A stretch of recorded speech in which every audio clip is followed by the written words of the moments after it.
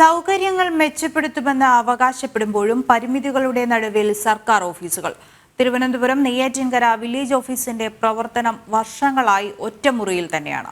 2 മാസങ്ങൾക്ക് മുമ്പ് പുതിയ വില്ലേജ് ഓഫീസ് കെട്ടിടം നിർമ്മാണം പൂർത്തിയാക്കിയെങ്കിലും ഉദ്ഘാടനം കാത്തുകിടക്കുകയാണ്.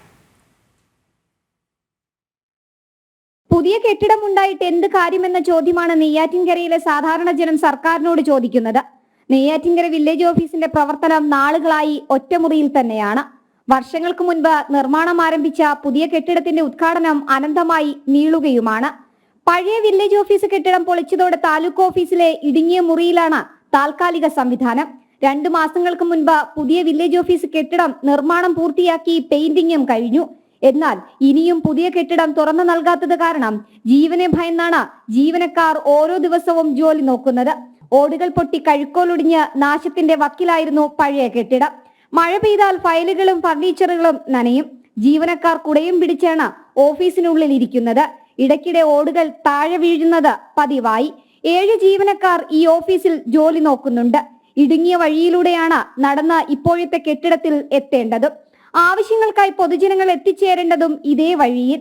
എല്ലാ സൗകര്യങ്ങളോടും കൂടിയ പുതിയ വില്ലേജ് ഓഫീസ് എത്രയും വേഗം തുറന്ന് പ്രവർത്തനം ആരംഭിക്കണമെന്നും ഇല്ലാത്ത പക്ഷം ശക്തമായ പ്രതിഷേധ പരിപാടികൾ നടത്തുമെന്നും നെയ്യാറ്റിൻകര നഗരസഭ BJP parliamentary party leader Shiburaj Krishna അഭിപ്രായപ്പെട്ടു. ഈ വില്ലേജ് ഓഫീസ് പണി പൂർത്തിയാക്കിയിട്ടും നാളിതുവരെ ഒരു മന്ത്രിയുടെ ഉദ്ഘാടന സമയം കാത്തുകൊണ്ട് തുറക്കാതിരിക്കുകയാണ്. ഇപ്പോൾ താൽക്കാലികമായി പ്രവർത്തിക്കുന്ന വില്ലേജ് ഓഫീസ് ഇഴജന്തുക്കളുടെ ശല്യം കാരണവും അതുവഴി ഇരുചക്ര വാഹനം പോലും കടന്നു പോകാൻ സാധിക്കാത്തത് കൊണ്ട് വൃദ്ധരായിട്ടുള്ളവർക്ക് പോലും ആ വില്ലേജ് ഓഫീസ് എത്തിപ്പെടാൻ വളരെ ബുദ്ധിമുട്ടാണ്. ഈ സാഹചര്യത്തിലാണ് പുതിയ വില്ലേജ് ഓഫീസ് ഇത്രയും പണി പൂർത്തിയായിട്ടും തുറന്നു നൽകാത്തത്. അടിയന്തരമായി തന്നെ ഈ വില്ലേജ് ഓഫീസ് തുടർന്ന് പ്രവർത്തിക്കാൻ അധികൃതർ തയ്യാറാവണം. ഇല്ലെങ്കിൽ ശക്തമായ സമര പരിപാടികളുമായി BJP മുന്നോട്ട് പോകും. വാഹനങ്ങൾക്ക് പോകാൻ സാധിക്കാത്തതിനാൽ വാർദ്ധക്യത്തിലുള്ളവർക്ക് വിവിധ ആവശ്യങ്ങൾക്ക് വില്ലേജ് ഓഫീസിൽ എത്തിച്ചേരാൻ കഴിയാത്ത സാഹചര്യവും ഇവിടെ കാണാം. ജനം, തിരുവനന്തപുരം.